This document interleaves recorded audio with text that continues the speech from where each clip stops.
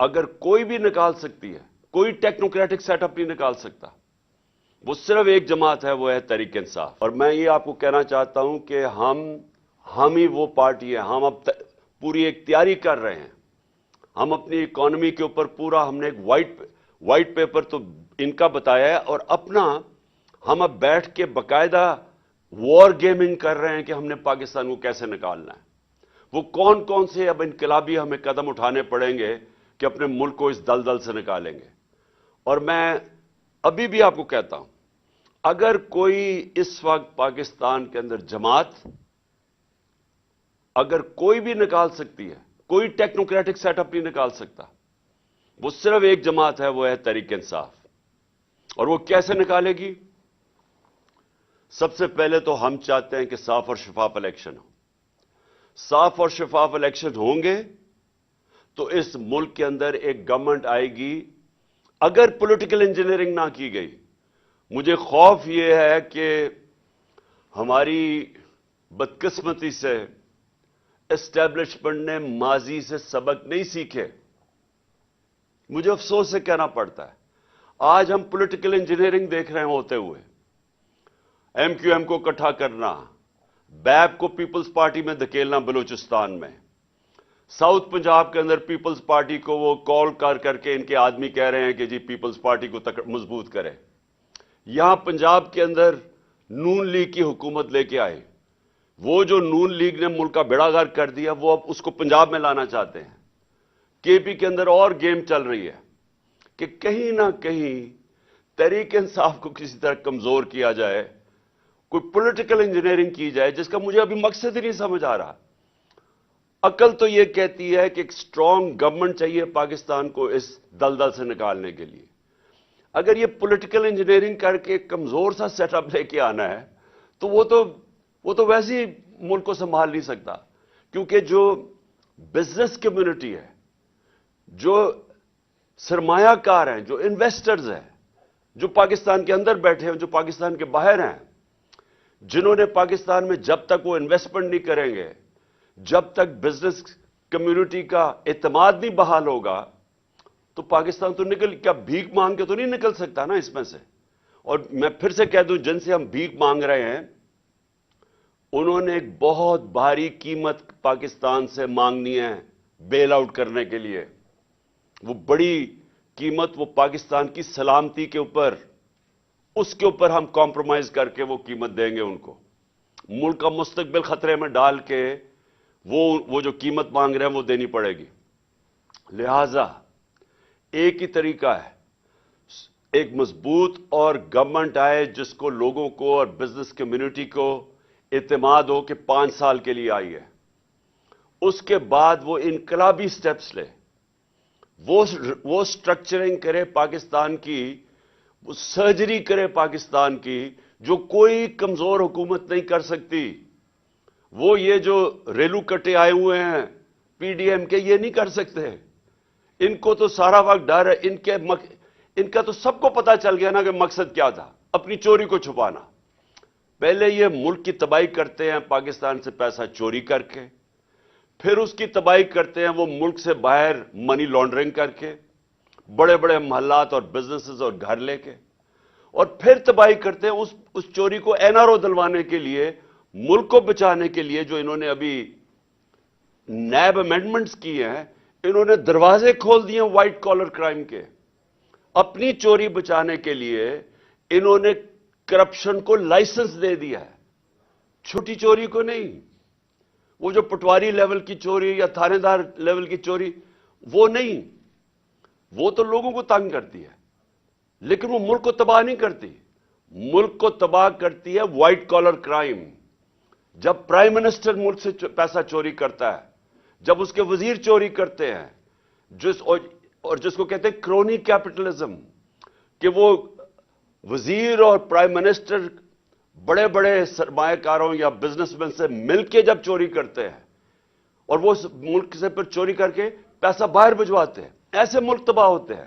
یہ صرف پاکستان کا مسئلہ نہیں ہے، یہ آج اگر آپ ساری دنیا کی ڈیولپنگ ورلڈ دیکھ لیں، ڈیولپنگ ورلڈ کا مطلب جدھر غربت ہے، وہ ساری دنیا کے ان ملکوں میں جدھر غربت ہے وہاں سب اس طرح کی چوری ہو رہی ہے. وائٹ کالر کرائم پکڑی نہیں جاتی وہاں. وہ پیسہ چوری کر کے باہر بھیجتے ہیں, آف شور بینک اکاؤنٹس میں ہیں, لندن جیسے بڑے بڑے مے فیئر کے فلیٹس میں, ون ہائیڈ پارک جدھر کو کوئی 10 ارب روپے کا جناب شریف خاندان کے بیٹے کے گھر میں رہتا ہے. یہ چوری تباہ کرتی ہے قوموں کو. ڈالر کم ہوتے ہیں, روپے کی قیمت گرتی ہے, روپے کی قیمت گرتی ہے, مہنگائی آتی ہے, غربت بڑھتی ہے. جب آپ کا روپیہ گرنا شروع ہوتا ہے کوئی انویسٹ نہیں کرتا, وہ پیسے لوگ سارے ڈالروں میں رکھنے شروع ہو جاتے ہیں, ڈالرائزیشن آف اکانومی ہو جاتی ہے, انویسٹمنٹ رک جاتی ہے, بے روزگاری بڑھ جاتی ہے, مہنگائی بڑھ جاتی ہے, جو آج پاکستان میں ہو رہا ہے. تو اس لیے یہ جو وقت ہے یہ وقت ہے جدوجہد کرنے کا. ہم ایک پرامن انقلاب بیلٹ باکس کے ذریعے لانا چاہتے ہیں. میں ساری ان قوتوں کو کہہ رہا ہوں جن کے پاس اس وقت طاقت ہے, میں آج آپ سب کو کہہ رہا ہوں کہ اگر آپ آج سب مل کے, سارے اداروں کو میں کہہ رہا ہوں کہ یہ پاکستان ہم سب کے ہاتھ سے نکل جائے گا. ہم اب سری لنکا سچویشن کے پہلے تو جب میں نے بات کی تھی 1 جون کے اندر ایک انٹرویو دیا تھا میں نے سبی ابراہیم کو, تو مجھے کہا تھا غدار ہے یہ. آج ساری دنیا وہ باتیں کر رہی ہے کہ ہم جا رہے ہیں ادھر جدھر سری لنکا کا مطلب یہ کہ لوگوں نے سڑکوں پہ اب آ جانا ہے. آٹے کی قیمت جدھر چلی گئی ہے اور آٹا مل نہیں رہا, وہ جو بیچارہ ایک آدمی کل آٹے کی لائن میں کھڑا ہو کے اپنی جان کھو بیٹھا ہے, یہ اب آگے مزید اور بڑھنے والا ہے. لوگوں کو کھانا جس ریٹ آٹا کی قیمت گئی ہے, ہمیں سب سے سوال پوچھنا چاہیے کون سی قیامت آ گئی پاکستان میں کہ کیا اپریل میں کیا تھا, مارچ میں پاکستان کدھر کھڑا تھا اور آج کدھر کھڑا ہے, کیا ہوا ہے؟ ہم سب سے مشکل تو تیل کی قیمتیں تھی نا, تیل اوپر چلا گیا تھا. ہمارے دور میں 70-80 ارب ڈالر سے تیل کی قیمت چلی گئی تھی $110-115 تک. مشکل تو ہمیں وہاں پڑی ہوئی تھی, اب تو تیل نیچے آ گیا ہے. تو کیا یہ وجہ ہے کہ آج پاکستان میں قیمتیں بھی آسمانوں پہ چلے گئی ہیں, روپیہ بھی گر گیا ہے, انڈسٹری بھی بند ہو رہی ہے. آج 50 سال میں سب سے زیادہ مہنگائی ہے پاکستان میں اور بڑھتی جا رہی ہے. آج کوئی مجھے سمجھائیں کہ کیا وجہ ہے کہ پاکستانی دل مایوس ہو کے ملک چھوڑ کے جا رہے ہیں. 7.5 لاکھ پاکستانی چھوڑ کے ملک چلے گئے ہیں. امید ختم ہو گئی ہے. وہ جب ان لوگوں کی شکلیں دیکھتے ہیں اور دیکھتے ہیں کہ بدقسمتی سے ہمارے طاقتور حلقے بھی ان کے ساتھ کھڑے ہیں, لوگ تو مایوس ہو گئے ہیں پاکستان سے.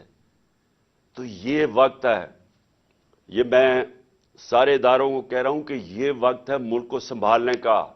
یہ سب کے ہاتھ سے نکلنے والا ہے اور یہ سنبھالے گی ایک پولیٹیکل پارٹی جس کی جڑیں ہیں سارے پاکستان میں, جو کہ فیڈرل لیول کے اوپر واحد ایک پولیٹیکل پارٹی ہے جو ملک کو اکٹھا رکھ سکتی ہے. ہمارے دشمنوں کا ایجنڈا پورا ہو رہا ہے. یہ تو حکومت ایسی آئی ہے, یہ جو امپورٹڈ حکومت ہے یہ تو ایسے آئی ہے کہ ایک ایجنڈا پہ آئی ہے ملک کو تباہ کرنے کے لیے, اور ملک کو اپنے گھٹنوں پہ کرنے کے لیے, تاکہ ہم کمزور ہوں اور پھر ہم جو بیرونی ایجنڈا چاہتا ہے, ہمارے دشمن چاہتے ہیں کہ کمزور پاکستان کو ٹکڑوں میں کر دے, یہ تو اس طرف جا رہے ہیں ہم. یہ ہے وقت ایکشن لینے کا. ایکشن کیا ہے؟ Free and fair elections. کوئی ہم کسی سے مدد نہیں مانگ رہے, ہم کوئی کسی کی سپورٹ نہیں چاہ رہے, ہم صرف جمہوریت چاہ رہے ہیں اس ملک میں صاف اور شفاف الیکشن کروانے کی. یہ صرف ہماری ڈیمانڈ ہے پاکستان میں, اب نہیں. جب سے میری گورنمنٹ, بلکہ جب یہ سازش ہو رہی تھی میں نے تب ہی الیکشن اناؤنس کر دیے تھے. ہمیں الیکشنز چاہیے. الیکشن سے ایک ہی طریقہ ہے. میں آج چیلنج کرتا ہوں, کسی طبقے سے آج پوچھ لے کہ جناب ہم کیسے نکلیں گے اس میں سے, اس دلدل میں سے کیسے نکلیں گے. ہر عقل مند انسان ایک ہی بات کرے گا, صاف اور شفاف الیکشن. اور کوئی پولیٹیکل انجینئرنگ خدا کے واسطے نہ کریں. یہ جو ہمارے ملک میں اسٹیبلشمنٹ نے پولیٹیکل انجینئرنگ کی ہے, پیچھے اٹھا کے دیکھیں کتنا نقصان پہنچا ہے پاکستان کو.